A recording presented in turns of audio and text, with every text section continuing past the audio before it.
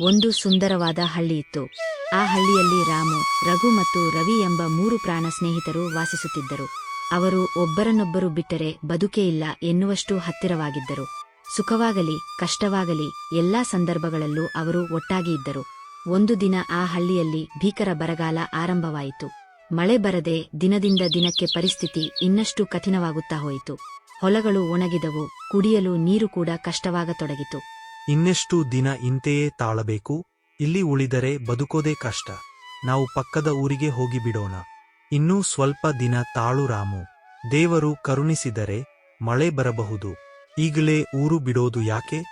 ನಮ್ಮ ಪರಿಸ್ಥಿತಿ ಈಗ ದೇವರ ಕೈಯಲ್ಲಿದೆ. ಎಲ್ಲವನ್ನೂ ದೇವರ ಮೇಲೆ ಬಿಡೋಣ. ಆತನೇ ಏನಾದರೂ ಮಾರ್ಗ ತೋರಿಸುತ್ತಾನೆ. ಆದರೆ ರಾಮು ಅವರ ಮಾತುಗಳನ್ನು ಕೇಳಿ ಮನಸ್ಸಿನೊಳಗೆ ಯೋಚಿಸಿದನು.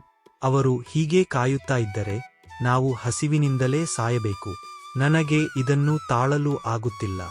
ಅಂತೂ ತನ್ನ ಸ್ನೇಹಿತರನ್ನು ಬಿಟ್ಟು ಹೋಗುವುದು ಕಷ್ಟವಾದರೂ ರಾಮು ಊರನ್ನು ತೊರೆದು ಬೇರೆ ಊರಿಗೆ ಹೊರಟು ಹೋದನು. ರಾಮು ಹೋದ 1-2 ದಿನಗಳ ನಂತರ ದೇವರ ಕೃಪೆಯಿಂದ ಆ ಹಳ್ಳಿಯಲ್ಲಿ ಮಳೆ ಸುರಿಯಲು ಆರಂಭವಾಯಿತು. ಬಿಸಿಲಿನಿಂದ ಒಣಗಿದ್ದ ಭೂಮಿ ತಣ್ಣಗಾಯಿತು. ಹಳ್ಳಿಯ ಜನರೆಲ್ಲ ಸಂತೋಷದಿಂದ ಸಂಭ್ರಮಿಸಿದರು. ಆದರೆ ರವಿ ಮತ್ತು ರಘು ಮಾತ್ರ ರಾಮುವನ್ನು ನೆನೆದು ದುಃಖಪಟ್ಟರು. ಇವತ್ತು ಮಳೆ ಬಂದಿದೆ. ರಾಮು ಇಲ್ಲದೆ ಈ ಸಂತೋಷ ಸಂಪೂರ್ಣವಲ್ಲ.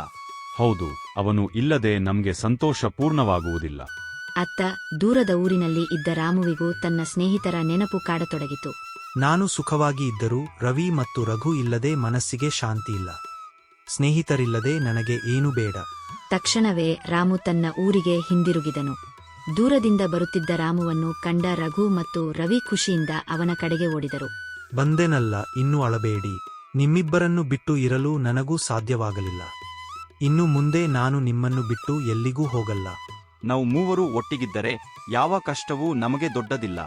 ಆ ದಿನದಿಂದ ಆ 3 ಸ್ನೇಹಿತರು ಮತ್ತೆ ಒಟ್ಟಾಗಿ ಸಂತೋಷದಿಂದ ಮತ್ತು ನಿಜವಾದ ಸ್ನೇಹದ ಮೌಲ್ಯವನ್ನು ಅರಿತು ಜೀವನ ನಡೆಸಿದರು.